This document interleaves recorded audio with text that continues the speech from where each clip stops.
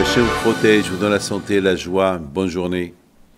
Aujourd'hui, le cours de ce matin, il est un peu bizarre. Mais on va essayer de l'expliquer. Le mérite de la tsniout, la pudeur.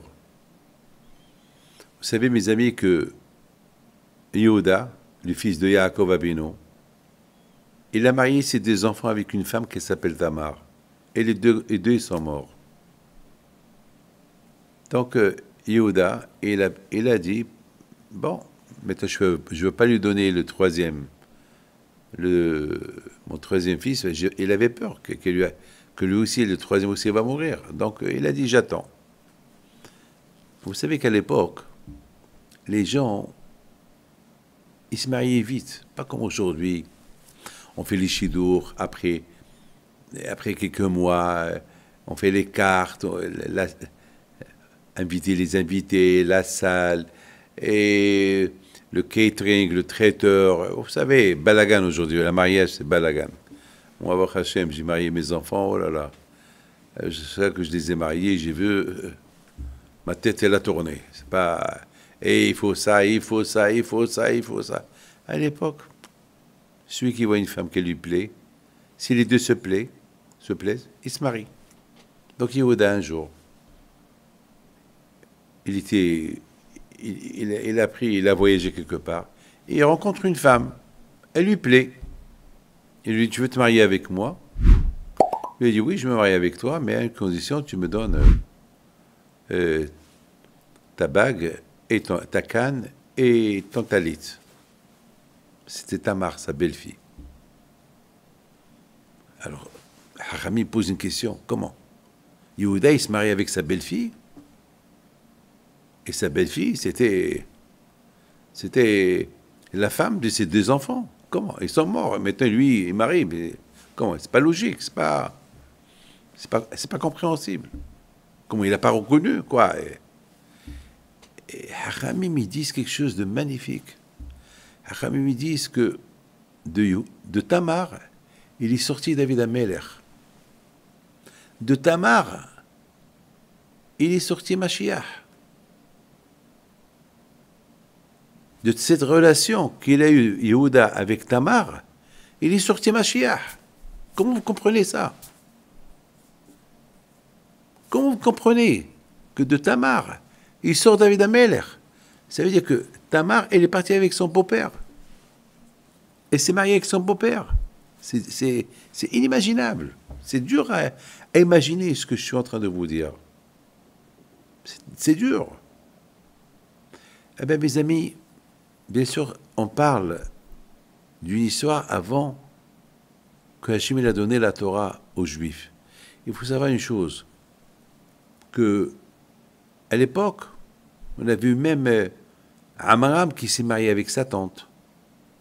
On a vu même Moshe, comment il s'appelle, Yaakov Abinu qui s'est marié avec deux sœurs, alors que la Torah l'interdit.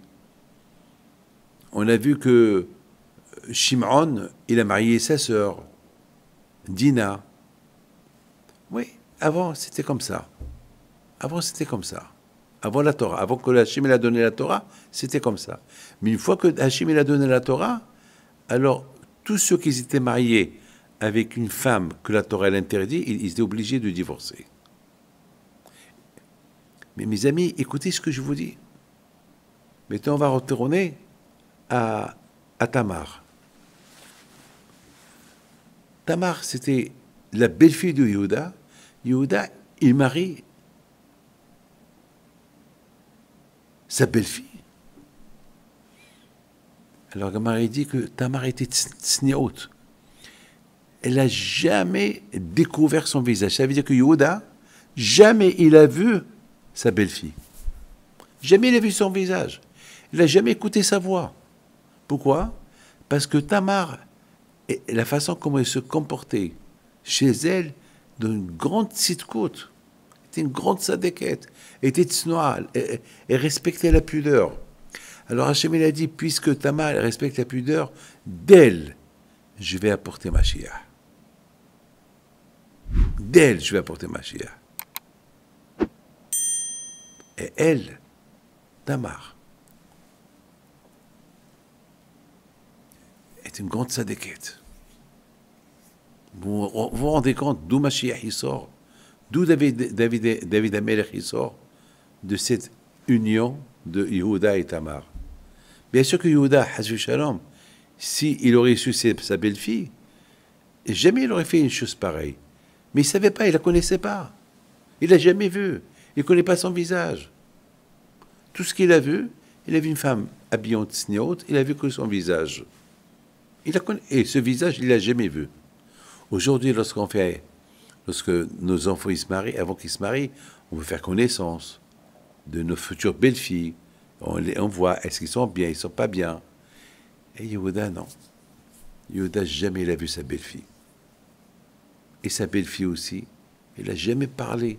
Et s'est jamais découvert son visage à la maison pour que Yehuda il la voie.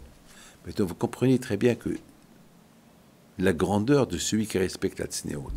Celui qui respecte la tsnéot, ben, de lui, il sortent des choses merveilleuses. Bien sûr, aujourd'hui, il y a la Torah. Aujourd'hui, c'est interdit. Mais on parle des tzadikim d'avant qu'on ne peut pas les comprendre. On peut pas les comprendre. Et les tzadikim d'avant, c'était pas... Ils ne cherchaient pas les plaisirs. Ils cherchaient à faire plaisir au bon Dieu. Ça, c'est les tzadikim d'avant. Que Hachem vous protège. Que Hachem il fasse que, au moins, on fait un peu pour Akadosh Baruch Hu. Un peu, pas beaucoup, un peu. C'est vrai qu'on apprend un peu de nos parents, comment ils faisaient, alors un peu de snéot là, pour arriver à quelque chose. Et que Hachem, il protège, il vous donne bracha ve'atzlacha, mes créateurs.